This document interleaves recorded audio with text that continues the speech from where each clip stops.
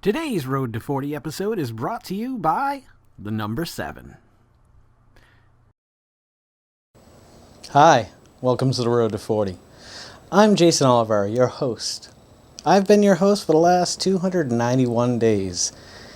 293, actually. This is now 293 days I have been hosting this wonderful thing we call the Road to 40. Please bear with me if this doesn't come out right. As you can see, first and foremost, I'm going to need an extension for this little 1/8-inch cord. These little microphones pick up. I don't know if actually, maybe the microphone and the camera would pick up a little bit better on this. I have no idea. Pardon me. So the significance of this episode, if you haven't figured it out yet, is 7. 7 has played a huge role in my life since I was 7.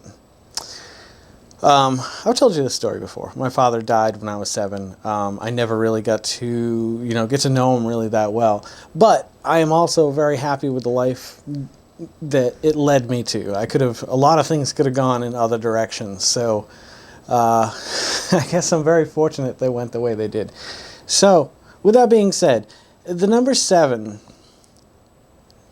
started when I was 7 years old and my dad passed away. I've told you the story. I've told you what my mother told me that night about going to heaven and da-da-da-da-da. So I'm not going to reiterate that. But 7 goes so much beyond that, like for me.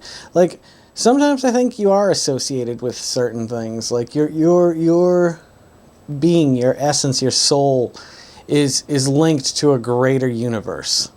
Maybe it's not the universe that our feeble minds can perceive. Perhaps it's something even crazier than a creator or a god or a Big Bang or science. I don't know. So I'm testing lighting tonight. I'm testing the microphone with the other camera, the Sony. What else am I trying out here? Not much. Although I've already discovered it looks like this is going to be a little too dark. It is kind of nice though. This chair is just phenomenal. It's a really good chair. Unfortunately, my goddamn cat's already got his hair all over it. He's sitting in my office chair now. I let him sit there because usually we have a second office chair. Carol brought one home from work. They were getting rid of a bunch of chairs. It's a leather one. I mean, it's a little nicer than your average one, but it tilts forward a little bit, the slightest bit, and I want the opposite. Like, if I could have my feet dangling in my office chair, I'd be thrilled. I love doing that.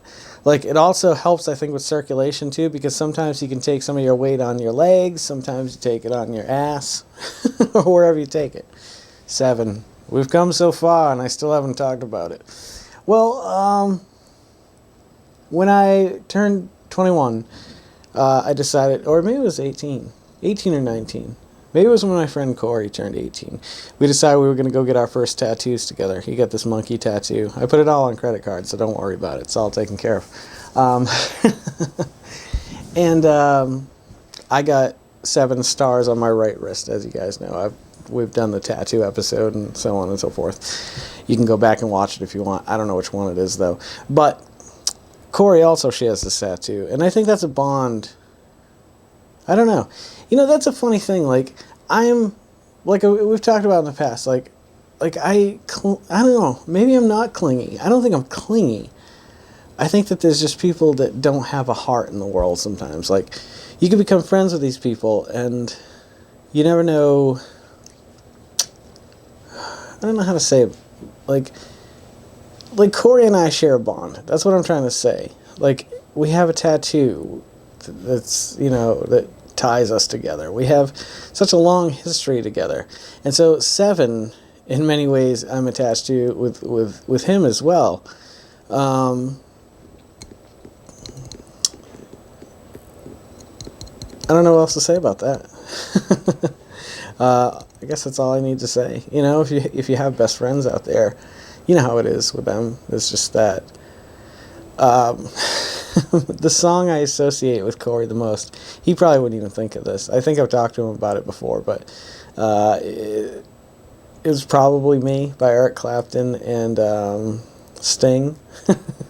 It's from Lethal Weapon 3, and we love the Lethal Weapon movies. We always used to be able to quote them, start to finish. And so that song is something too, just like the number 7 with the 7 stars. A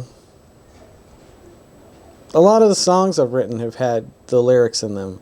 7 stars. You've got 7 stars around your wrist, 7 stars around mine. Change, it changes everything. Our ink will always shine. And I said, that's from Michelangelo. That was kind of corny lyrics, but between the two of us, I think it's like, I had to say it was probably me.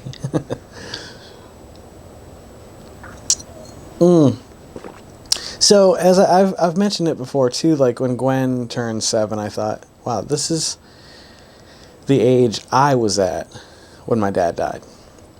It's a funny thing to be able to, you're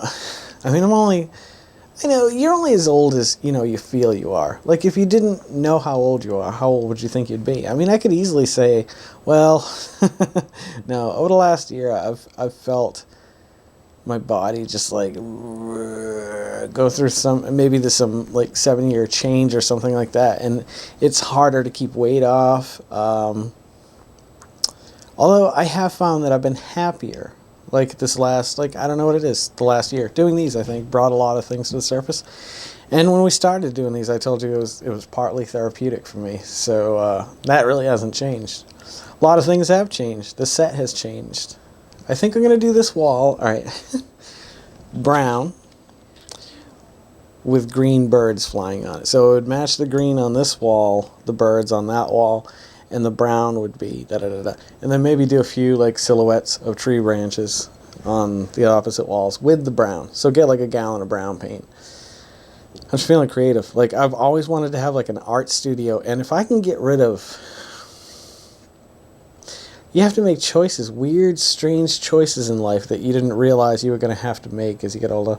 Like choosing between having really cool collectible toys and stuff like that, or sacrificing, 75% of everything you've always kind of kept around you. You know what I mean? To find that tranquility and that balance that, and sometimes in life you need.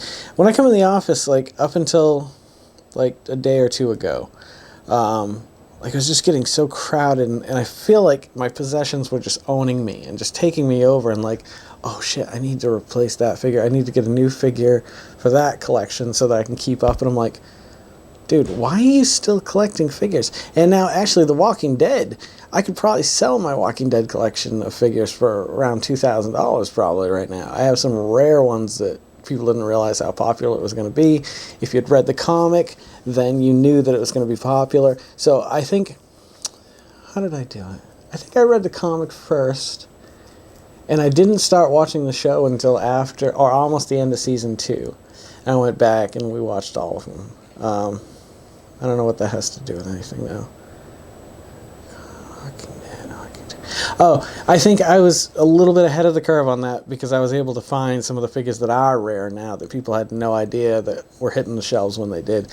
I remember the first time I saw them, I was just like, dang, I've really fallen out of collecting, which was a good thing because I don't like being a collector. It's like you hoard these things, especially collectibles. You can't touch them. You got to keep them in the package, mint in condition. I'd rather just sell them and have an entire 2 shelves full, empty, of toys were there before. Maybe with that money buy some new lighting for the room or a new rug for the room or something like that. I really need a rug that's going to tie this room together. I think you know what I'm talking about, fellow dudes.